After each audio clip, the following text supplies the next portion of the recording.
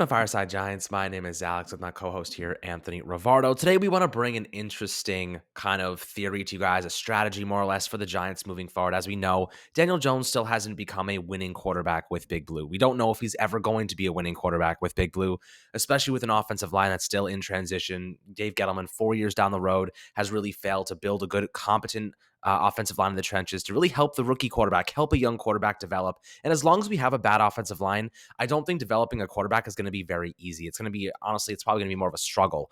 So we want to take a gander at, how can the Giants solve this offensive line issue? How can they really put the team in a position to maybe gain a quarterback in the future and have the last piece be the quarterback, right? We want to have an opportunity to get a QB who can come into a team that already has a solid, established offensive line, has a decent defense, has some weapons to work with, and say, okay, you know what? This is a good position for a quarterback to be in. The Giants put Daniel Jones in a really bad position. They traded away his best receiver. Saquon Barkley obviously has been injured, and the offensive line has been a disaster. Before we dive into all that good stuff, I hope you guys had a fantastic Thanksgiving, by the way, spending time with family and friends, really enjoying some good food and getting some good Black Friday deals as always. But Anthony, how are you doing today, my friend? I'm doing great. Very full. Been stuffing my face full of turkey, stuffing, cornbread, pumpkin bread, everything like that. Hope everyone had a wonderful Thanksgiving. But I really like this kind of hypothetical scenario that you've thrown out there, Alex, because when we discuss the 2022 NFL draft, the draft upcoming, an interesting thing to note is there are fans who do want the Giants to draft a quarterback. Now, here's what I would compare that situation to. You kind of mentioned that, Alex. If we draft a quarterback, they're still stepping into the bad situation that Daniel Jones was in. It's a bad situation. Now, there's another quarterback that was drafted this year that stepped into a really bad situation. Everyone thought that Zach Wilson was a bona fide top five pick. He looked phenomenal in college. Everyone was like, okay, he's going to be great. If the Jets draft him, they might finally turn their franchise around.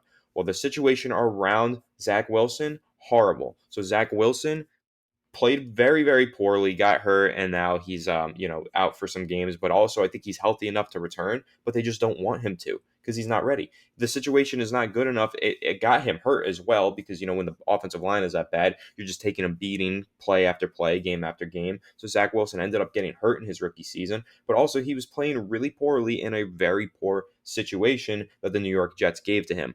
If the Giants go ahead and they draft another quarterback, they're giving them that quarterback the same exact situation that they've given Daniel Jones, which clearly has not been good enough for Daniel Jones to win and succeed. So I'm not sure how it would be good enough for another rookie quarterback to succeed unless they get a bona fide superstar with a number one overall pick. But there is no bona fide superstar coming out this year. If you look ahead to 2023, though, looks like there is a bona fide superstar coming out. Bryce Young, Alabama. So if the Giants want to go and reset their quarterback window, I don't think that they should do it this year. I think that they should look to do it the following year. Gather up a bunch of draft capital this year, gather up a bunch of good players this year, good edge rusher, good offensive lineman, good offensive tackle, good interior offensive lineman as well. Gather all of that talent, then focus on the following year's draft to pair all of that talent with their quarterback. And another thing that they could do, they could trade down again in this year's draft and get another pick next year. That's another thing you can keep in mind. So options are plentiful for the Giants, but for me personally, I do not want to see them draft one of these quarterbacks this offseason. Yeah, I mean, look, I'm watching the Michigan Ohio State game right now, and one guy that's standing out to me big time, Aiden Hutchinson, 3 sacks in the first 3 quarters. The guy is an absolute monster. There are some really, really great pass rushers in the first round this year. The Giants are going to have 2 top 10 picks, and it's pretty likely. There's a 90% chance they walk away with 2 top 10 picks. There's probably a 10% chance they have 2 top 5 picks. But they're probably going to have 1 top 5 pick. And Aiden Hutchinson, there's a possibility he goes before Kayvon Thibodeau. There's a possibility he's a top 3 pick. Who knows? But at the end of the day, if the Giants are sitting there, Aiden Hutchinson's on the board, you cannot pass on him. Whatever GM is here has to understand this team is lacking a legitimate pass rusher significantly. Leonard Williams is great, but he can't do it all. I love Azeez Ojulari, but he's still young. He's still only 21 years old. Quincy Roche is really a reserve rotational guy. I don't trust him to be a starter long term. I think for the rest of the season, give him the reps. We have nothing to lose. But in the long term solution, you need to have a better player. Aiden Hutchinson is an absolute freaking tank. You have to go out and try to get a player like that. Of course, you have Drake Jackson, USC, and then if Kayvon Thibodeau happened to be there, which very unlikely, you obviously go with him as well. Out of Oregon. So there's a couple of really talented players the Giants really they can't miss on if they're available. But the strategy I have in mind here is very simple, right? Daniel Jones, there is a growing kind of concern for me that the Giants aren't going to be a winning team for the next 2 years, right? By the time the next 2 years are over, Daniel Jones and his rookie deal are going to be expiring, right? So you have to decide, the Giants have to decide very soon, actually, if they're going to pick up the 5th year option for Daniel Jones. That's $23 million for a single season. That is a big concern for me because $23 million is a pretty price to pay for a quarterback we don't necessarily trust yet. So what do you do here, in my opinion? I think that the Giants have a couple of ways they can go with this. I think the one that makes the most sense in my eyes, or the one I would like them to do, is go into this upcoming draft, go really focus on fixing the offensive line. Will Hernandez is going to be a free agent. You have Nick Gates hopefully coming back. You have Shane Lemieux coming back. We don't know what Shane Lemieux even is at this point. Nate Solder is washed. The laundromat doesn't want him. We don't know who's going to be a right tackle. So you have some really great prospects. Evan Neal, we're going to be doing a ton of draft evaluations and talking about specific players the Giants could be looking at in the mid rounds, obviously the early rounds as well. But I think the Giants, 2 first-round picks, you go offensive lineman and you go pass rusher. If you can get Aiden Hutchinson and you can get an offensive tackle in the first 10 picks, you're looking pretty good. You're looking like you just upgraded the defensive line significantly and you found another offensive lineman who's a top 10 selection who could be another guy like an Andrew Thomas. Maybe he struggles his first year. Maybe he's great his first year like Tristan Wirfs. You never know. But it ultimately comes down to coaching. Our coaching staff has been abysmal in terms of developing talent. That's why we let a lot of guys walk. Think about all the players who have left and had successful careers. Eric Flowers is a top 5 pass blocking guard in the NFL right now. I swear to God that is true. I don't want to say it, but it is true. Justin Pugh is a good guard for Arizona. He was good with the Giants, injury prone, but they let him walk. That kind of, I guess you could say, backfired to a degree. You look at Jonathan Hankins, still killing it with the Raiders. You look at Dalvin Thomas. We let guys walk all the time for nothing. Leaders on this team, by the way, Dalvin Tomlinson was a leader on our team. He was a captain. We let him walk. And now we have a major deficiency as a run stopping defense at times. Early this year specifically, teams were running all over us. So I'd like the Giants to be a little bit more loyal with some of their players. But again, the talent development has lacked significantly. So I say Giants go into this first round and say, let's go get ourselves a Aiden Hutchinson if we can. Let's go get ourselves a premier offensive tackle or offensive lineman. Even if you trade back and get a Tyler Linderbaum, add another draft pick for next year, totally fine with that. Tyler Linderbaum is going to be an elite center prospect. He's a really, really great player, really physical, really athletic. Really great at getting to the second level, opening up the running game. He'd be great for Saquon Barkley or any running back, really. So I think that that's something to keep in mind. And then the kicker of this entire thing is that the reason I want to do this is because if Daniel Jones, doesn't look that great, he's not a winning quarterback after next season, the Giants can say, let's bet the farm. Let's go get ourselves an elite quarterback talent. In this scenario, we're talking about Bryce Young out of Alabama. The argument will be there's not a lot of Alabama quarterbacks that come out that are actually considered elite talents. You look at Jalen Hurts. That's a guy who's more of a run first quarterback. You look at Tua, more of kind of a run first. He's wildly inaccurate. He's a lefty, kind of a little different for the NFL. Not many quarterbacks in the NFL are lefties. Mike Vick was the last one that really was great. So I think that when you're looking at, Alabama quarterbacks, Bryce Young is a different type of breed, right? He's not a run-first quarterback. He's an elite arm talent. He can dot the field. He has a deep ball capabilities. He's incredibly smart in the pocket, great pocket awareness. He can slide up. He can move out. He can roll left, roll right, throw off balance, throw short, intermediate, long range. He sees those reads. Like we complain sometimes that Daniel Jones is a one-read quarterback. He misses throws. He doesn't see open guys. Bryce Young does not miss throws. He does not miss reads. I think he set a record with 560 passing yards a couple weeks ago. The guy is an absolute elite prospect as a quarterback. He is an elite arm talent with elite throwing abilities. That's a player that I want to bet the farm on. You know what I mean? I'm not betting the farm on a running quarterback like a Jalen Hurts or like a Tua. I'm betting the farm on a player like Bryce Young, who's an elite quarterback talent. He's always looking to throw the ball. He's not looking to run. Every injury that Daniel Jones has had up to this point in time has been because of his running abilities. The hamstring injury running against Cincinnati, the concussion against Dallas running for it. I want a quarterback who's an elite arm talent. I don't think Daniel Jones is an elite arm talent by any means. I think that he has his strengths and weaknesses in our scheme, and our protection and our development has not helped him one bit. But Bryce Young is a player who can compensate for deficiencies, Anthony. What do you think about the prospect of this idea, going and getting an offensive lineman, going and getting a pass rusher, and then saving up, and then going all in on a prospect like Bryce Young, and kind of letting Daniel Jones fade into the oblivion or trade him for some picks down the road? Yeah, the first thing I want to mention is kind of, you went through a few subjects there. I want to discuss the 5th year option on Daniel Jones. In my opinion, the Giants cannot pick up the fifth-year option on Daniel Jones. There's no way that they could. He has not proven to be a long-term solution at the quarterback position. You only pick up the fifth-year option, especially at over $20 million.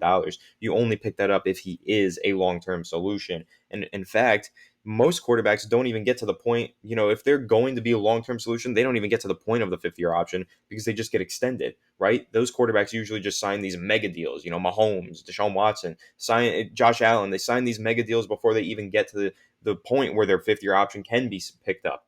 Daniel Jones is not at that point to get the fifth-year option picked up, and he is also not at the point to get a long-term extension. He's at the point where it's a play-by-play basis, right? We got to see how he plays year by year. If he plays well enough, maybe he'll be around next year. That's kind of where we are with Daniel Jones. So I don't think that they can go into this next offseason, pick up his fifth-year option, and plan according to that because he just has not proven to be a long-term solution. So no way the Giants can pick up the fifth-year option on him. Now, going through some of the other things that you mentioned, Aiden Hutchinson, beast, absolute monster for Michigan. I would love to see him on the Giants. Is he going to be on the Giants? Who knows? We got to see where our two top first-round picks shape out to be. The Bears, yes, they did just win against Detroit, but honestly, they looked really bad in that win, and I think that their pick might be a top 5 pick. It really looks like the Giants are going to get a top 5 pick out of Chicago. However, the Giants have also looked really bad recently, so we might get a top 5 pick out of our own pick. Giants could end up with 2 top 7 picks. Like, that's very possible. The Top 7 injuries too picks, right now 2 are of them, bad. and that would be huge for the Giants, because if they did end up with 2 top 7 picks, I mean, then you are talking about getting a Evan Neal and an Aiden Hutchinson pairing, or a Tyler Linderbaum and Evan Neal, or Tyler Linderbaum and Aiden Hutchinson, or some other blue chip prospects. You're getting 2 blue chip prospects in that process, which is huge. Again, kudos to Dave Gettleman, I guess, and Joe Judge for sure, for trading down in this last NFL draft to set ourselves up to get a bunch of talent in this upcoming draft, because there is a lot of talent, not at the quarterback position, but there is a lot of talent in this year's draft. Again, I mentioned this briefly earlier. If the Giants go into this draft, say one of those picks is a top 3, the other one is a top 7, right? Say they get the 3rd pick and the 7th overall pick. Well, they don't need the 3rd pick because some teams are trying to get up there to get a quarterback. Well, the Giants can then trade down again, get an additional first round pick the following year, and use that to go ahead and get Bryce Young. That's something that the Giants can absolutely do. They give themselves a lot of flexibility in the draft. Their draft positioning is perfect right now because those 2 first round picks, either bringing in 2 blue chip prospects or using those to get more picks down the road to get in a blue chip quarterback prospect. So the Giants did a really good thing trading down this past year draft, getting the additional first round pick upcoming. That's going to be huge for them. And I really love the idea. Either one of those ideas, either using one of those picks to trade down and get another pick in next year, or using both of those picks to really shore up the talent on this roster with 2 blue chip prospects in the top 10. Love either scenario, and I think both of those are excellent. And of course, Bryce Young, absolute beast. I know people are going to say, oh, he played at Alabama quarterback. I don't know, man. He doesn't really look like your traditional Alabama quarterback. He does look like the best quarterback to come out of Alabama in a very, very long time. I think that he does look better than Tua did. So, and he's already breaking records that Tua could never even sniff. So I think, going into this year's draft, or this following year's draft, 2023, Bryce Young is going to be the hot commodity. I think he's going to be the surefire number 1 pick. But the Giants are going to have to try and gain some draft capital if that is their long-term plan, is to land Bryce Young. They're going to want to try and gain as much draft capital as possible so that they can trade up and make that move and get Bryce Young. I mean, yeah, I think that's really the key, though, right? The key is a new general manager coming in here and saying, if we want to put ourselves in a position to be successful, we cannot put all of our chips on Daniel Jones. So that would really require them to trade back into the 15, 20 range once again. But if that is the case, you have to weigh something, right? You have to weigh, am I going to take the best offensive tackle or the best pass rusher available with one of those 2 first round picks, right? Am I going to go with an Aiden Hutchinson or am I going to go with an Evan Neal? That's really what it comes down to. Because if you say, you know what, I'm going with Aiden Hutchinson, I'm trading back, and then I'll take the best offensive tackle available, you may not be getting the cream of the crop, right? And then vice versa, of course. But there are some really good, you have to really look and see, what is the deeper position in this draft class? Is it offensive lineman? Is it offensive tackle? Is it pass rusher? Honestly, pass rusher might be the deeper of the 2 spots in this draft class. But again, when you're looking at a guy like Aiden Hutchinson, he is an elite level prospect. We're not talking about, he's the top with Kayvon Thibodeau. He is the top of this pass rush crop. And then you're looking at the second tier, maybe Drake Jackson. There's a couple other guys we'll discuss later on in the offseason. But I think this is an interesting scenario. I'm curious to see what you guys think about, trading back again, to the 20 range, see if we can get another first round pick for a team like the Bears that might be struggling still, might give us another high round draft pick, because I think that might be a good move. And then you kind of build in insurance for Daniel Jones, and a new general manager is going to want the flexibility to do that. They might say, I want my own quarterback. I'll roll with DJ for one more season, but after that, I want my own guy if I want to go that route. And I think that Bryce Young, you trade up those 2 first round picks, you sell the farm for a player like that. You're talking about elite quarterback prospect that could be your quarterback for 10, 15 plus years. If you have a player like that and you think he can be that guy, you don't hesitate, man. He is that good. I generally think that he can be that good in the right system. If the Giants build their offensive line correctly, they have the weapons. You're talking about a player that could come into a team that is ready to win, that is ready to compete, and that he can really translate those college kind of skill sets to the NFL. And coming out of an Alabama program, I mean, we know Joe Judge is really close with them, with Nick Saban. We know that Alabama is as pro as you can get, right? Offensively and defensively, schematically, they're as pro as you can get in the NFL. So you're getting a player who's ready for it. He just has to adapt, maybe get used to the physicality, speed of the NFL players. But again, we're talking about a guy who's practicing against Alabama defenders, and those guys are all going to the NFL every year. Every year they have 5 to 7 players go to the NFL. So he's playing against NFL level talent already. I think that's something to consider when you're talking about the type of player he is and just how great he looks. He looks like a freaking monster. And I think that this season is really putting it on display. I mean, this year so far, let's see, he has 3,584 yards, 38 touchdowns, and 3 interceptions in 11 games. Like, that is ridiculous. That is a ridiculous stat line. He has a 71.7% completion percentage. The guy is an elite elite passing quarterback. And I really would love to have a guy like that. Because I would love my quarterbacks to be pass first. I mean, I love Lamar Jackson, and I think he's gotten a lot better in many ways, but he's a unicorn. You don't get players like Lamar Jackson very often, so you can't be banking on somebody like that. Go get yourself an elite passer. I think Bryce Young will be that guy in the 2023 NFL draft. But guys, let me know what you guys think in the YouTube comments below. Curious to hear your thoughts about this specific strategy, the players that we kind of mentioned, who you like, and if you have any differing ideas and maybe strategies of your own, let us know, because I'm really curious. We'll talk about them in the future. We'll discuss all different avenues the Giants can go, and we're really excited to see what you guys think about these specific guys. But hope you guys had a fantastic Thanksgiving and holiday week, and you enjoy the weekend. We have the Philadelphia Eagles coming up tomorrow. That's going to be a big game, really fun. Hopefully, we give them a run for their money. But make sure to subscribe below on Apple, Spotify, and YouTube, and we'll catch you guys on the next Fireside Giants video.